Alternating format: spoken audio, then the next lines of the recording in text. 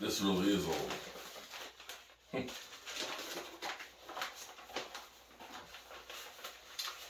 Love my history here.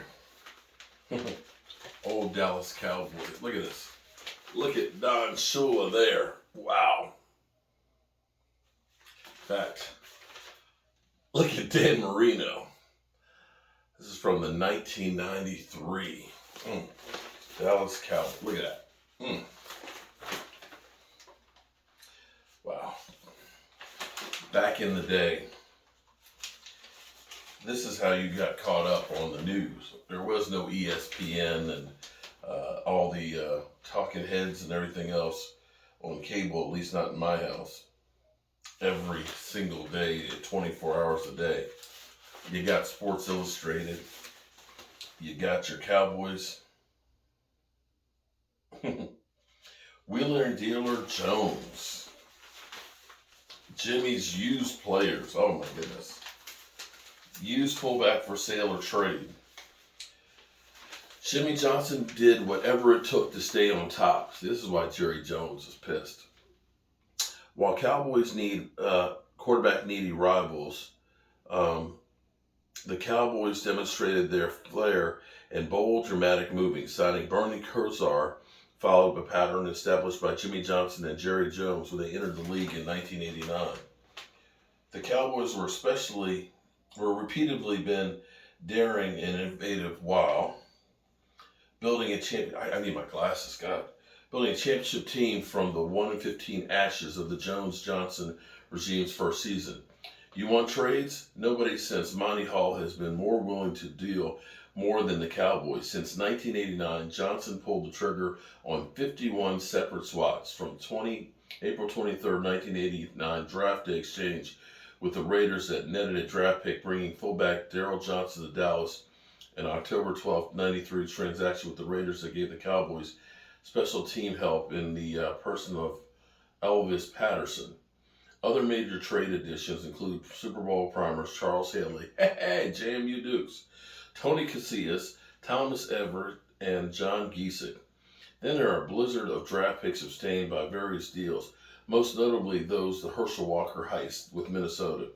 That's part delivered Emmitt Smith and Russell Maryland to the Cowboys. Yeah, those are bold moves that were made by the Cowboys in those days to win Super Bowls over their division rivals 3 and 4 years. That was amazing. Then a blizzard of draft picks. Let's see.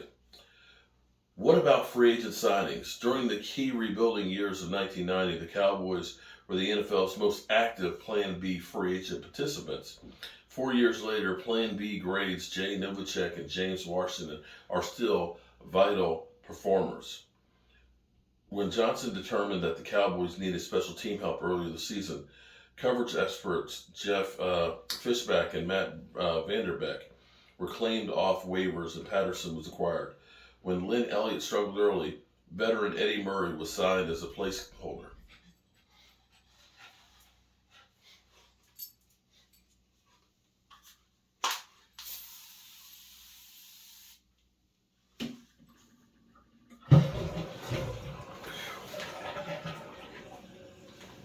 Shoot.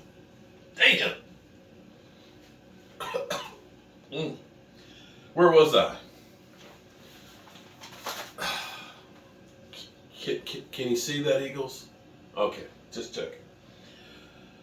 Kosar signing falls under a separate category. When the Cleveland Browns released Kosar, the Cowboys were considering a long shot to win the services of the 9-year veteran. Miami, Kansas City, and Philadelphia were tagged as front-runners in the Kosar sweep. But Johnson turned aggressive the following day, contacting the former University of Miami pupils and convincing Kosar that Dallas is the best place for him to spend the rest of the campaign before becoming an unrestricted free agent.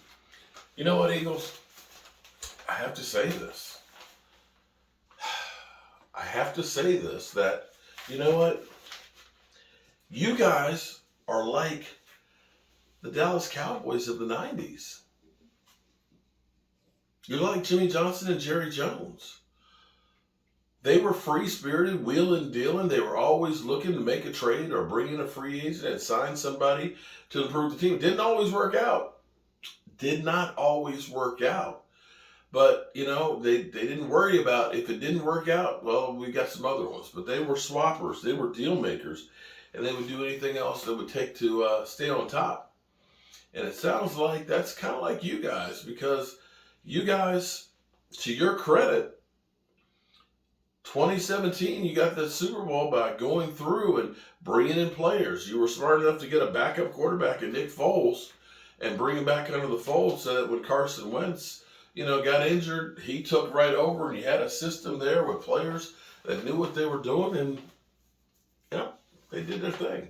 And you can see that now, bringing in an A.J. Brown. I mean, will we be sitting on a toilet, 20 years from now, looking at our cell phone and saying, the 2022 Eagles, they wheeled and dealed and did everything they could and needed to get on top, because they haven't been on top yet. Oh, I'm sorry, did that cross the line?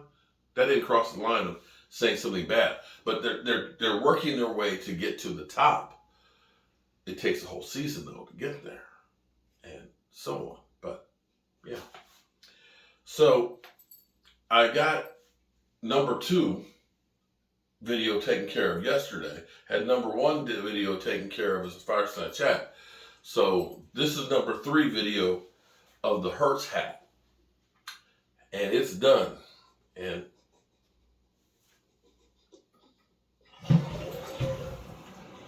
courtesy flush.